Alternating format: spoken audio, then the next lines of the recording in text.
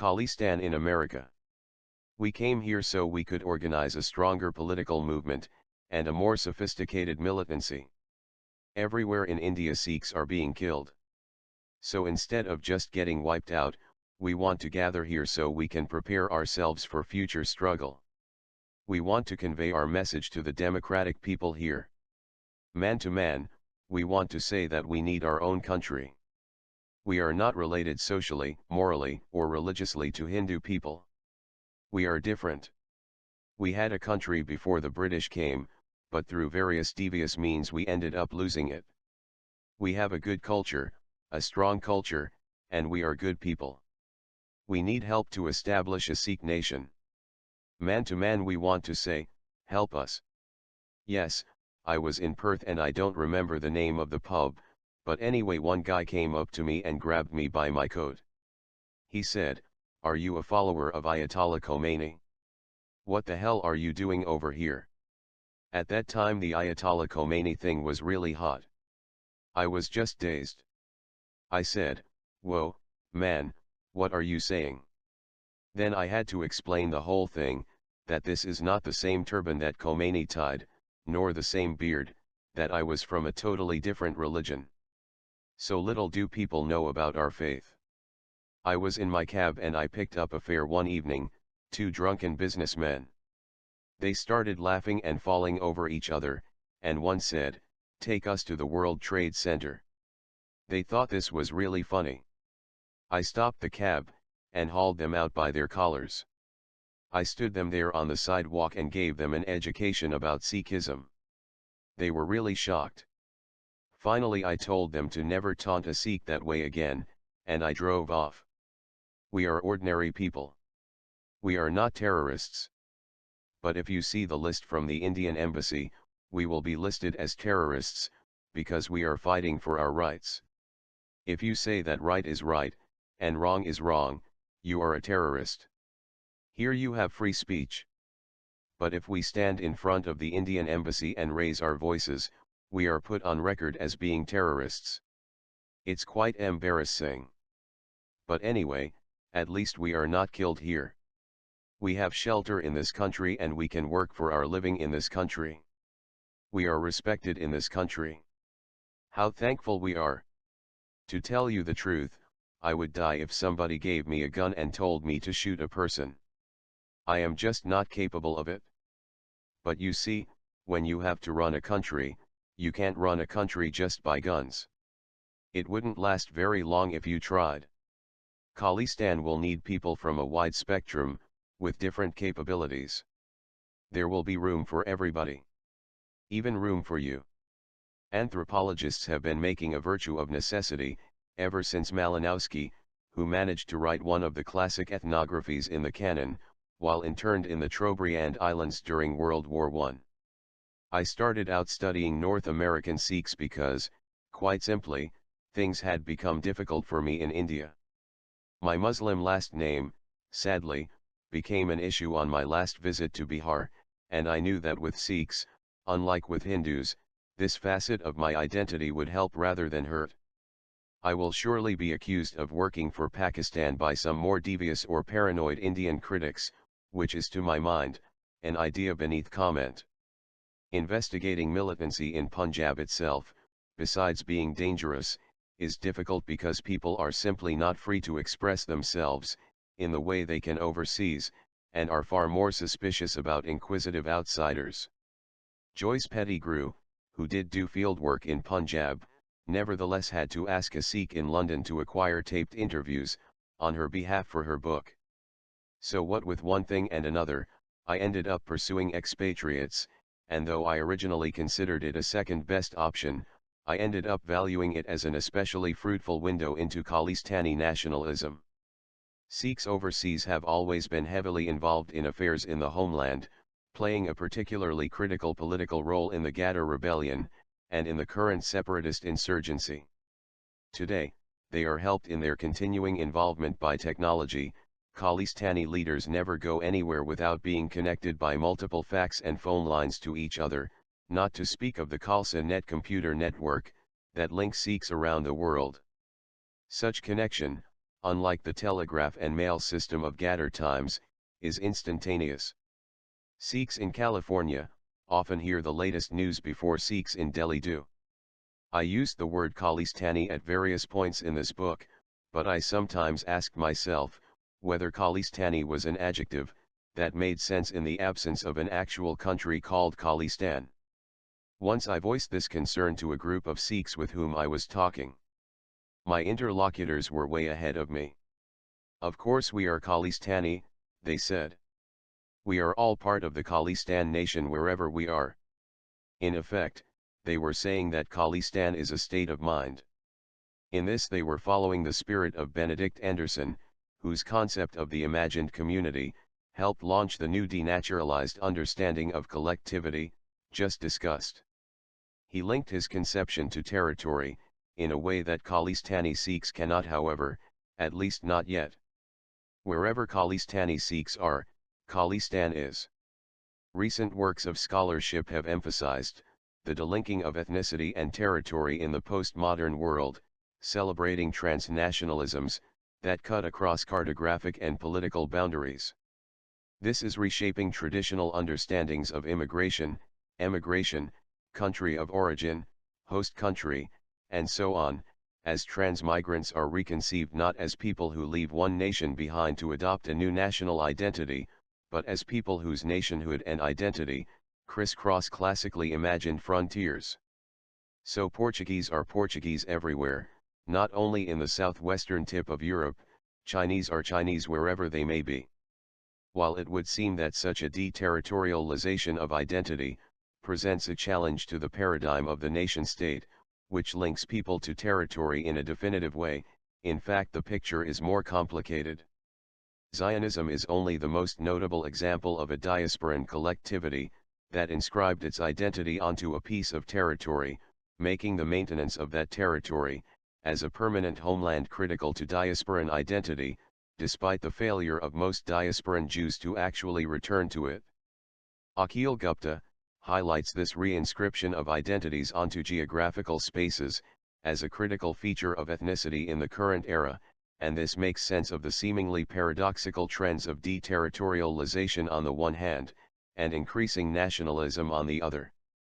If we apply this idea to the area under study here, it seems clear that the power of the Khalistan idea is enhanced, not diminished, by the dispersion of Sikhs outside of Punjab and India.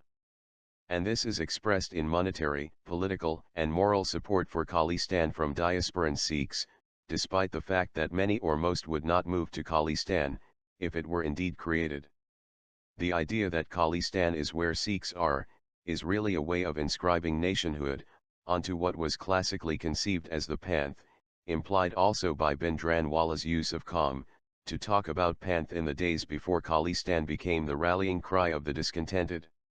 Despite the linkage of the territory of Punjab with Khalistani nationalism in contemporary militant rhetoric, and despite the fact that historically there is no doubt that Punjab was the center and heartbeat of the Panth, the world of Sikhism was traditionally in no way constrained by the geography of the land of five rivers. In Guru Nanak's legendary travels, he in effect circumambulated the world, metaphorically incorporating the entire universe within the realm of Sikhism.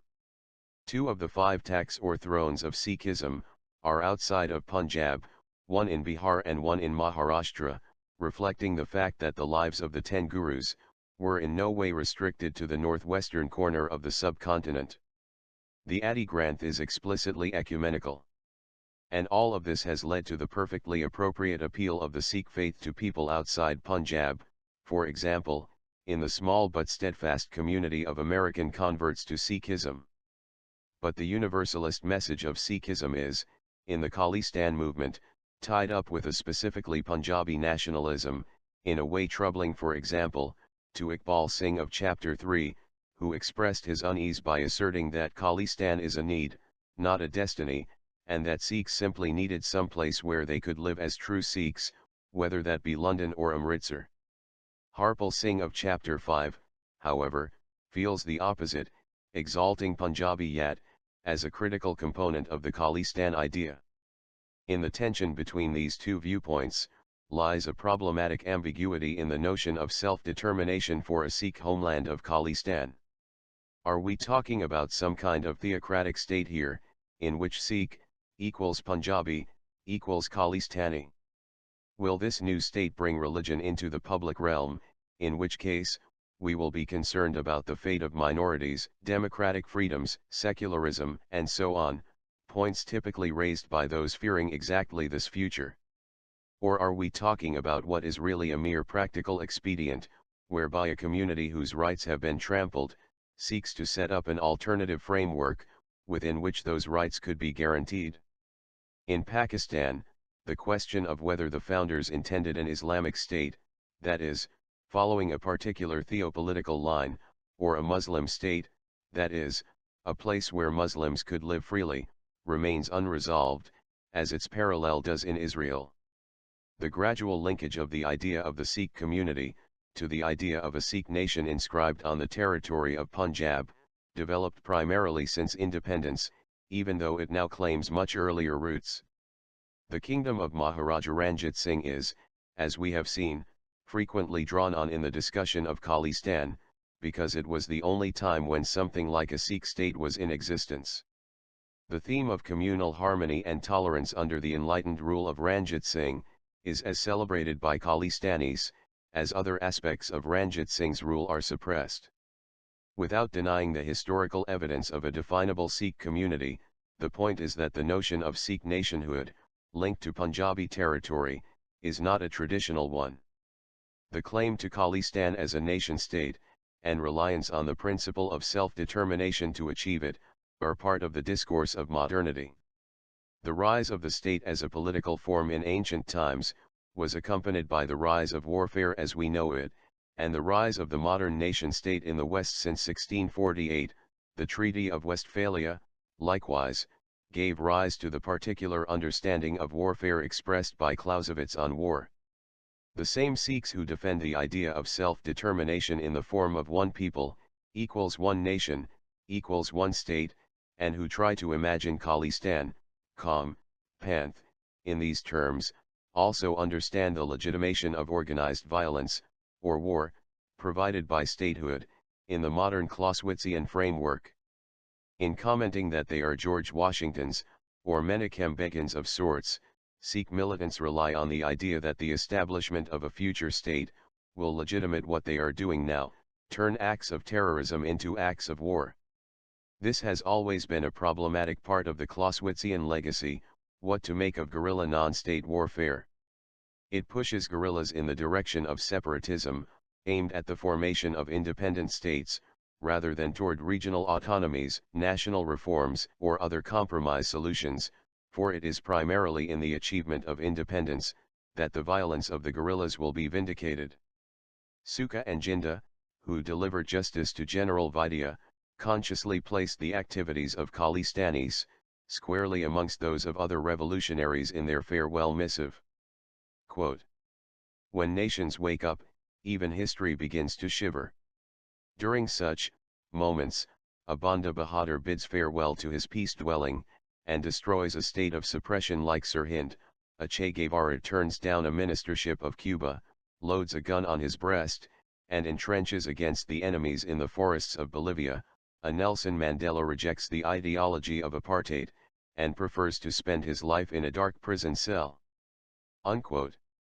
Fighting a war of independence plays well abroad today, since self-determination is one thing everybody understands, whatever they may know or not know about Sikhism or Punjab. Sikhs are not linked to Khomeini, Sikhs didn't blow up the World Trade Center. The rhetoric of peoplehood, nationhood, and statehood has come to dominate discussion among expatriate Sikhs, totally eclipsing talk of particulars, like grain prices or water distribution. The flurry of movements of self-determination across the globe, comprising what Bernard Nietzsche calls the Third World War, is a logical outcome of the ideal of the nation-state, now extended to previously unrepresented or submerged groups. And the explosion of violent conflicts over it, is traceable to the Clausewitzian scheme, that legitimates political violence only by linking it to state authority. In a deterritorialized world, people are increasingly getting involved in self-determination movements and their violent concomitants, in regions far from the ones in which they reside. Certainly in the Khalistani Sikh case, the diasporan Sikh community has been not only part of, but at the forefront of the Khalistani insurgency. This fact has inspired a considerable body of scholarship. Arthur Helwig cites the alienation of migrant Sikhs from host societies abroad, their limited opportunities there, and the organizational vigor of expatriate Gurudwaras, to explain why Khalistani activism becomes a likely path to honor and achievement. Mark Juergensmeyer, alternatively, emphasizes the migrants' marginalization, vis-a-vis the home Punjabi community, as the source of their desire to push forward a new framework, in which they would be not peripheral but central. Other studies focus on not the migrants' own situation, but the situation of the host countries in which they reside, exemplified most clearly by the Gnerre movement, in which nationalist aspirations among expatriate Sikhs were sparked by Canadian and American exclusionary policies, and critically tied to the failure of British Indian authorities to protect Indians abroad. This last perspective resonates well with many Sikhs outside of India today, who perceive the Indian embassy and consular apparatus, not only as unwilling or unable to protect them, but as in itself persecutorial. Vern Dusenberry's insights into the politics of diasporan Sikh identity are particularly interesting, however, as they tie in usefully to the bigger picture before us, of a virtual fluorescence of self-determination movements worldwide, of which the Khalistan case is but one. Dusenberry relates the shift in Canada, from allegiance to the National Association of Canadians of Origins in India, to loyalty to local Gurudwaras, and the term Canadian Sikhs rather than East Indians. This shift, importantly, happened in Canada before the major developments in Punjab itself, that would make definition as a Sikh, rather than as an Indian, politically acceptable, before Operation Blue Star, before the post-assassination pogroms, before the declaration of Khalistan, and so on. Dusenberry traces it to Canada's multiculturalism policy put in place in 1971, noting that the local logic of multiculturalism in these pluralist polities requires a distinctive source culture, derived from a recognized homeland or country of origin. The point is not that separatist movements overseas are created by multiculturalism policies in Canada, that would be absurd. The roots of Sikh separatism are clearly in Punjab.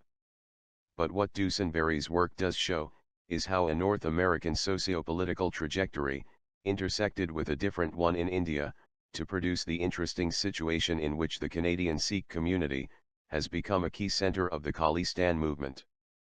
The resurgence of cultural identities and the rise of separatist nationalisms, West and East, are intertwined parts of the same global phenomenon.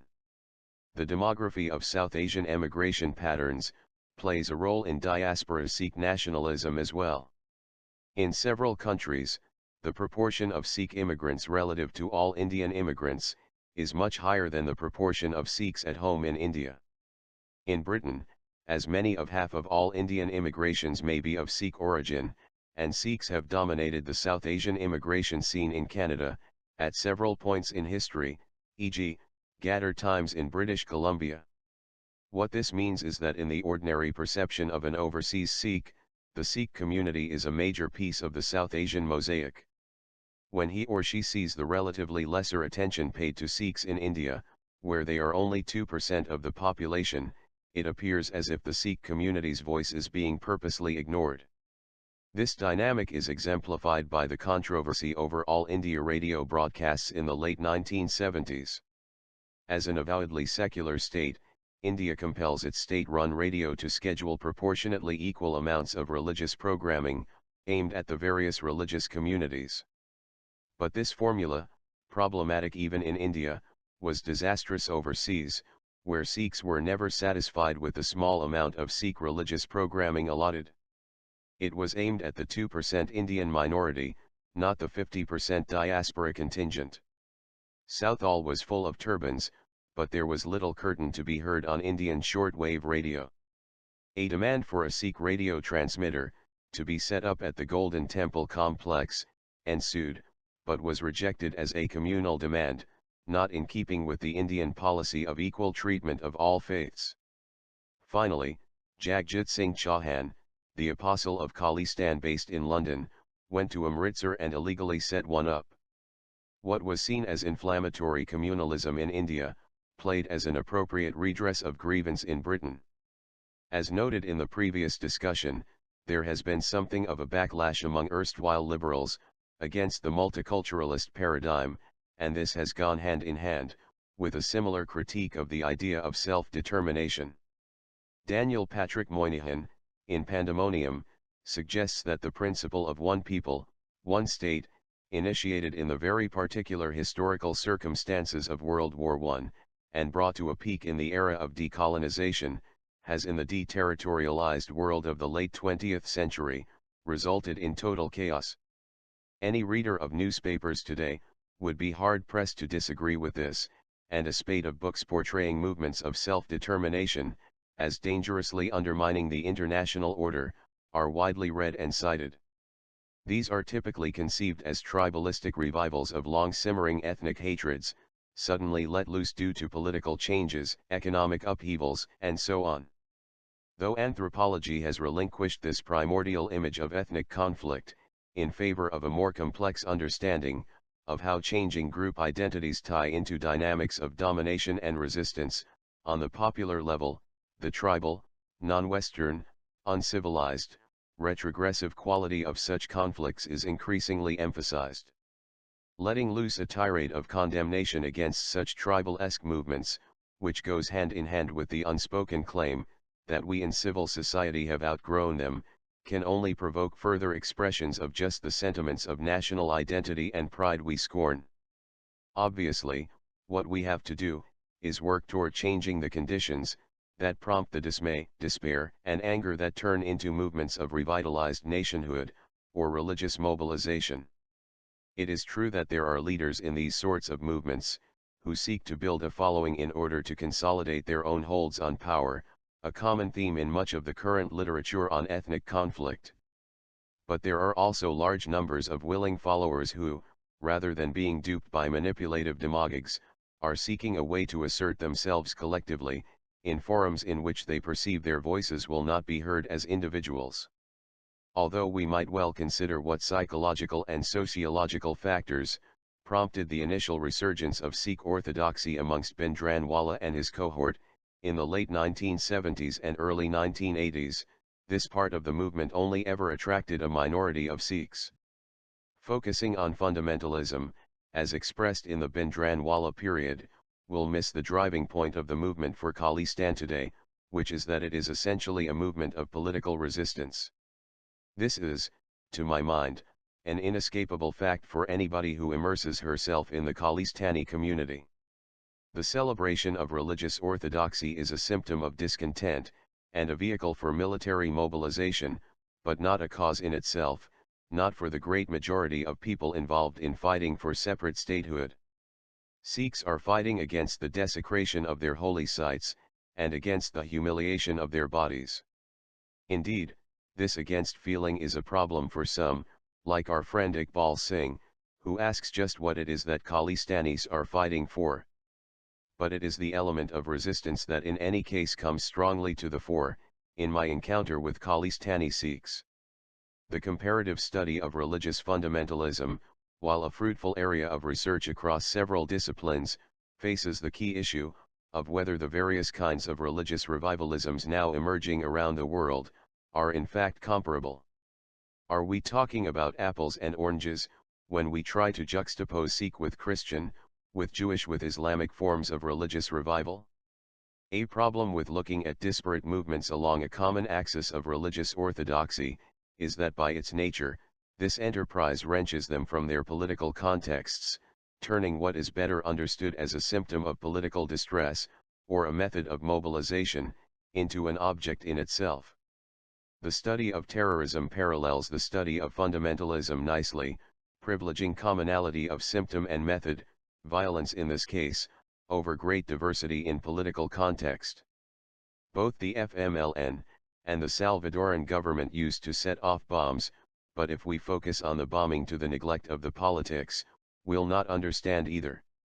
Beyond the glaring surface of mutilated bodies and burning buildings, lay an immense diversity of meanings. Likewise, Palestinian and Israeli expressions of fundamentalism share surface features, but this common ground masks radically divergent political contexts.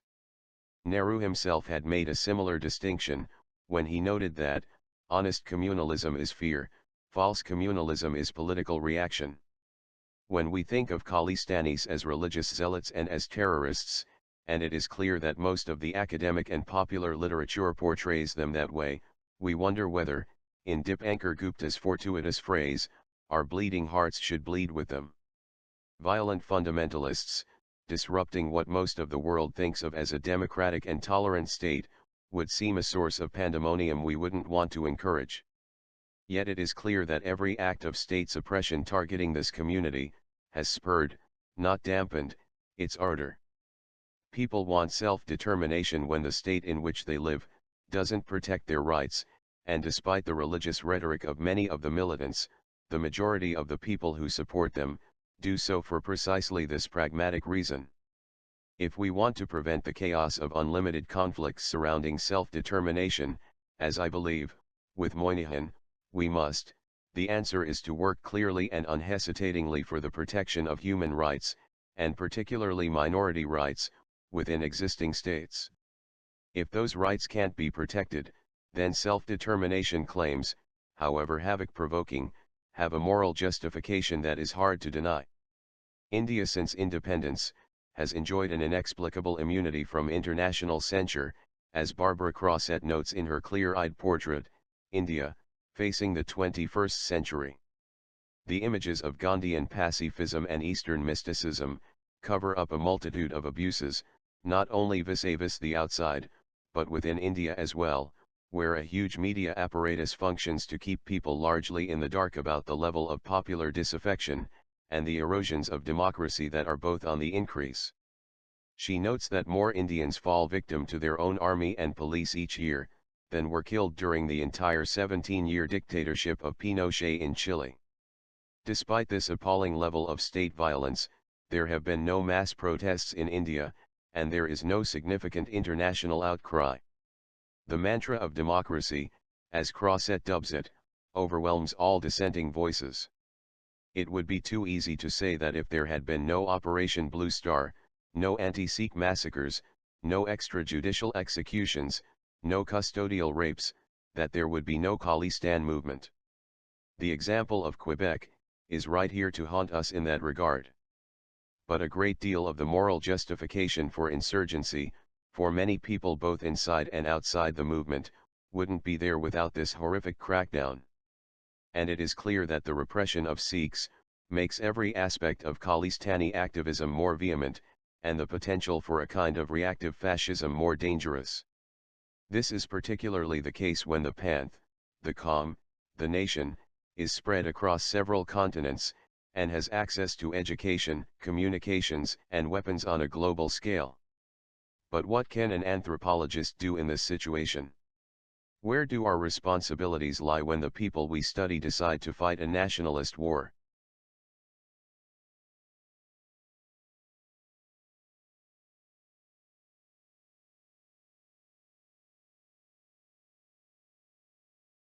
Khalistan in America. We came here so we could organize a stronger political movement, and a more sophisticated militancy. Everywhere in India Sikhs are being killed. So instead of just getting wiped out, we want to gather here so we can prepare ourselves for future struggle. We want to convey our message to the democratic people here. Man to man, we want to say that we need our own country. We are not related socially, morally, or religiously to Hindu people. We are different. We had a country before the British came, but through various devious means we ended up losing it. We have a good culture, a strong culture, and we are good people. We need help to establish a Sikh nation. Man to man we want to say, help us. To tell you the truth, I would die if somebody gave me a gun and told me to shoot a person. I am just not capable of it. But you see, when you have to run a country, you can't run a country just by guns. It wouldn't last very long if you tried. Khalistan will need people from a wide spectrum, with different capabilities. There will be room for everybody. Even room for you. Anthropologists have been making a virtue of necessity, ever since Malinowski, who managed to write one of the classic ethnographies in the canon, while interned in the Trobriand Islands during World War I. I started out studying North American Sikhs because, quite simply, things had become difficult for me in India. My Muslim last name, sadly, became an issue on my last visit to Bihar, and I knew that with Sikhs, unlike with Hindus, this facet of my identity would help rather than hurt. I will surely be accused of working for Pakistan by some more devious or paranoid Indian critics, which is to my mind, an idea beneath comment. Investigating militancy in Punjab itself, besides being dangerous, is difficult because people are simply not free to express themselves, in the way they can overseas, and are far more suspicious about inquisitive outsiders. Joyce Pettigrew, who did do fieldwork in Punjab, nevertheless had to ask a Sikh in London to acquire taped interviews, on her behalf for her book. So what with one thing and another, I ended up pursuing expatriates, and though I originally considered it a second best option, I ended up valuing it as an especially fruitful window into Khalistani nationalism. Sikhs overseas have all their collars. I stood them there on the sidewalk and gave them an education about Sikhism. They were really shocked. Finally I told them to never taunt a Sikh that way again, and I drove off. We are ordinary people. We are not terrorists. But if you see the list from the Indian embassy, we will be listed as terrorists, because we are fighting for our rights. If you say that right is right, and wrong is wrong, you are a terrorist. Here you have free speech. But if we stand in front of the Indian embassy and raise our voices, we are put on record as being terrorists. It's quite embarrassing. But anyway, at least we are not killed here. We have shelter in this country and we can work for our living in this country. We are respected in this country. How thankful we are. Yes, I was in Perth and I don't remember the name of the pub, but anyway one guy came up to me and grabbed me by my coat. He said, "Are you a follower of Ayatollah Khomeini? What the hell are you doing over here?" At that time the Ayatollah Khomeini thing was really hot. I was just dazed. I said, "Whoa, man, what are you saying?" Then I had to explain the whole thing, that this is not the same turban that Khomeini tied, nor the same beard, that I was from a totally different religion. So little do people know about our faith. I was in my cab and I picked up a fare one evening, 2 drunken businessmen. They started laughing and falling over each other, and one said, "Take us to the World Trade Center." They thought this was really funny. I stopped the cab, and hauled them out by